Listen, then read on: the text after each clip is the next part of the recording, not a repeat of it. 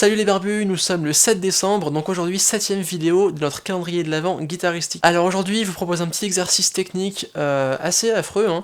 J'ai un élève qui m'a traité de tortionnaire après cet exercice, rien que ça. Donc c'est un exercice qui, petit disclaimer, n'a absolument rien de musical, c'est purement technique. Par contre, il est assez polyvalent, on va bosser du coup l'aller-retour, l'indépendance des doigts, les sauts de corde, le placement des doigts, bien les arrondir, enfin plein de bonnes choses quoi. Alors c'est dérivé des fameux déliateurs qu'on fait en chromatisme, c'est le même principe, mais en un peu plus chaud quoi. C'est parti. Donc l'idée de cet exercice c'est de venir bloquer un doigt sur la corde de mi. Alors je vais partir d'un La corde de mi, je vais venir bloquer mon index ici, je vais le laisser en place, et je vais venir chromatiser du coup juste en dessous sur ma corde de La, donc sur mon Ré dièse, avec mes autres doigts. Une fois que je suis là, je vais venir remonter mon majeur sur le Si bémol, hein, sur la corde de Mi, et je vais venir chromatiser, et ainsi de suite. L'annulaire sur le Si, et mon petit doigt.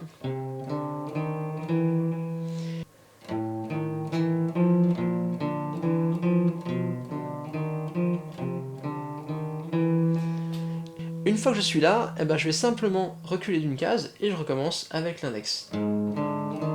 Et ainsi de suite.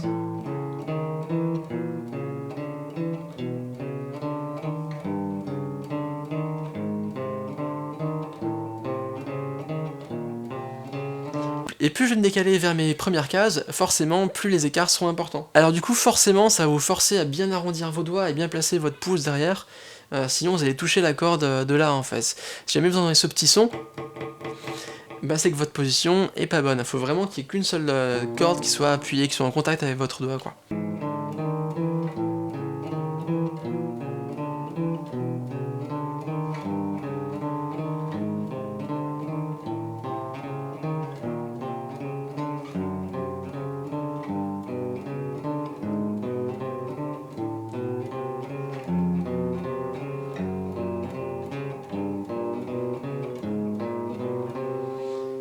Arrivé en première case, je vais repartir à la case 5 sur le La, et je vais toujours bloquer mes doigts sur ma corde de Mi grave, sauf que pour mes chromatismes, je vais sauter une corde, donc là je vais partir sur un chromatisme sur ma corde de Ré.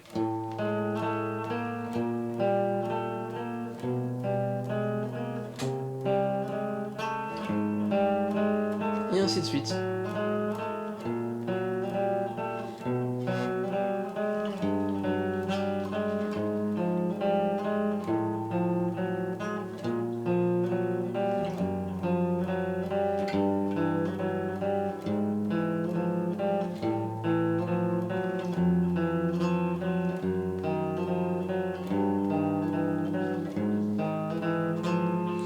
Et ainsi de suite, corde de Sol.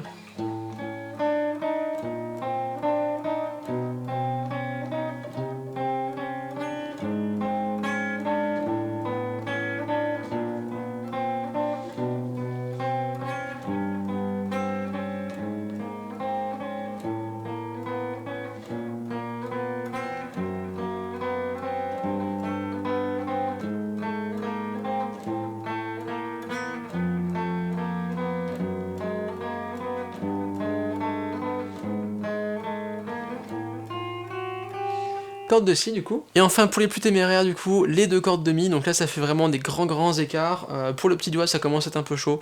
Normalement c'est si vous n'y arrivez pas, c'est normal.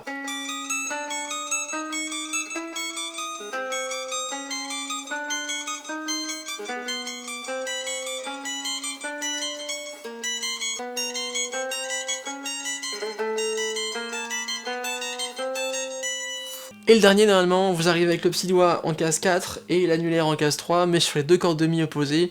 Et là, normalement, ça tire un peu. Alors, surtout cet exercice-là, ne forcez pas, c'est un coup à vous faire mal. Arrêtez-vous dès que ça commence à vous faire mal. Le but, c'est simplement vous chauffer. Vous habituez à faire des sauts de corde avec la main droite, des allers-retours. En tout cas, ça va vous forcer à bien placer votre main gauche, notamment le pouce, le petit doigt, ce genre de position un peu acrobatique. Et ça peut vous libérer pour toutes les positions, par exemple en forme de Do, où le petit doigt est assez haut. et où les positions où le petit doigt doit travailler en fait. Voilà, l'idée c'est vraiment de bosser ça quoi. Donc amusez-vous, allez le plus loin possible dans cet exercice qui est assez long au final. Vous n'êtes pas obligé d'aller jusqu'au bout, hein, c'est vraiment pour les plus téméraires. Faites-le par petits bouts, faites-le pas trop longtemps non plus parce que ça fait quand même pas mal de tension dans la main. Le but c'est pas non plus de se faire mal, c'est simplement vous assouplir, donc ne forcez pas. Arrêtez-vous sur la courte durée si ça vous suffit, il n'y a aucun problème quoi. Voilà les barbus, c'est tout pour cet exercice. Moi je vous retrouve du coup demain pour la prochaine vidéo de notre calendrier de l'Avent. Salut les barbus!